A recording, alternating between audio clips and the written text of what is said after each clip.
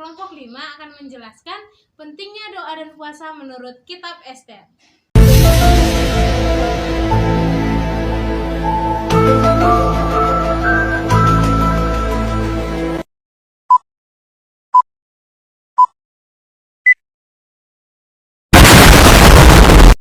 Yang pertama, doa dan puasa sebagai tindakan mengandalkan Tuhan. Bisa kita lihat di dalam Ester pasal yang keempat, ayatnya yang ke-16. Pergilah, kumpulkan semua orang Yahudi yang ada di Susan dan berpuasalah untuk aku.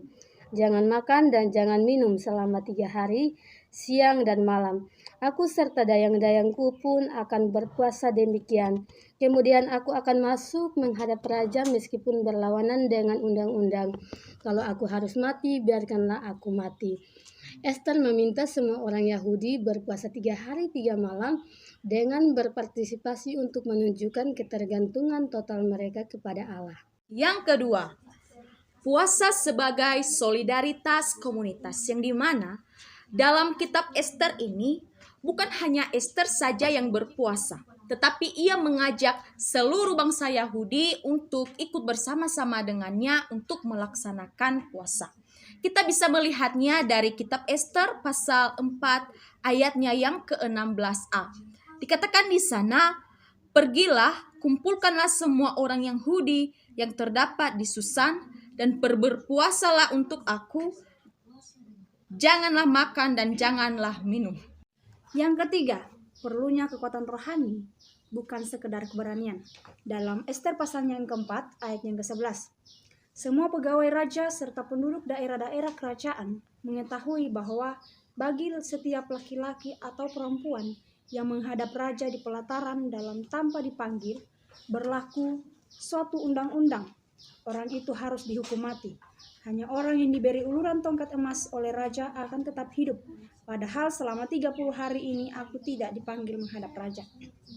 Ini menjelaskan bahwa siapapun yang datang menghadap raja tanpa dipanggil oleh seorang raja sendiri, maka ia akan mendapatkan suatu hukuman mati. Tapi barang siapa yang datang kepada raja, bahkan raja yang akan mengulurkan tongkatnya, tongkat emasnya, maka ia akan tetap hidup. Hal tersebut bukan hanya soal bagaimana keberanian atau suatu nekat menghadap raja, tetapi ada aturan yang sangat keras yang memungkinkan tindakannya akan sangat berisiko, sehingga dibutuhkan keyakinan rohani. Di mana Ester juga dia mengakui bahwa dia berserah kepada Tuhan karena hidupnya adalah milik Tuhan, bukan milik raja. Ester juga harus bersandar pada penyertaan ilahi, bukan hanya bersandar pada kecantikannya, kecerdasannya, bahkan pada posisinya sebagai ratu, tetapi ia harus bersandar pada penyertaan Tuhan. Jika tidak demikian, maka keberaniannya akan berubah menjadi suatu ketakutan, bahkan keputusasaan. Yang keempat, mengingat penyelamatan yang diberikan Tuhan kepada bangsa Israel. Mari kita lihat dalam kitab Ester pasalnya yang ke-9 ayatnya yang ke-31 yang berkata demikian. Supaya hari-hari Purim dirayakan pada waktu yang ditentukan, seperti yang diwajibkan kepada mereka oleh Mordekai orang Yahudi itu, dan Ratu Ester, dan seperti yang mereka wajibkan kepada mereka sendiri, serta keturunan mereka mengenai hal berpuasa dan meratap. Ayat ini menunjukkan bagaimana puasa dan doa menjadi bagian dari perayaan Purim, mengingat penyelamatan yang diberikan Tuhan kepada bangsa Israel, dan bagaimana doa dan puasa menjadi bagian dari identitas dan tradisi mereka. Berdasarkan materi yang telah kami jelaskan, kami dari kelompok 5 menyimpulkan bahwa dalam kitab Ester, doa dan puasa memiliki makna yang sangat mendalam sebagai tindakan mengandalkan Tuhan. Ketika Ester dan Mordekai menghadapi ancaman serius terhadap bangsa Yahudi, mereka mencari bimbingan dan pertolongan ilahi. Hal ini menunjukkan ketergantungan mereka kepada Tuhan. Puasa yang dilakukan oleh Ester, Mordekai, dan juga bangsa Yahudi yang dilakukan secara kolektif juga menciptakan solidaritas antar umat, memperkuat komitmen mereka untuk menghadapi tantangan bersama.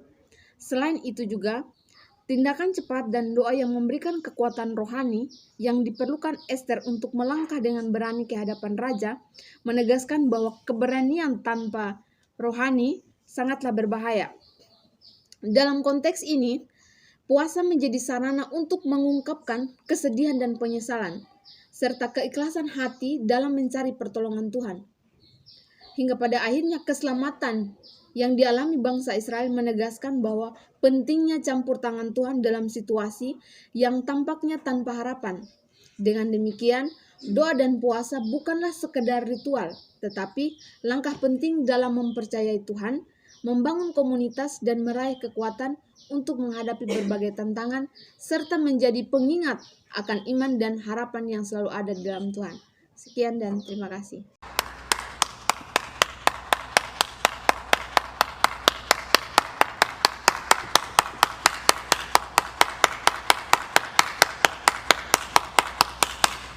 Audio Jungle.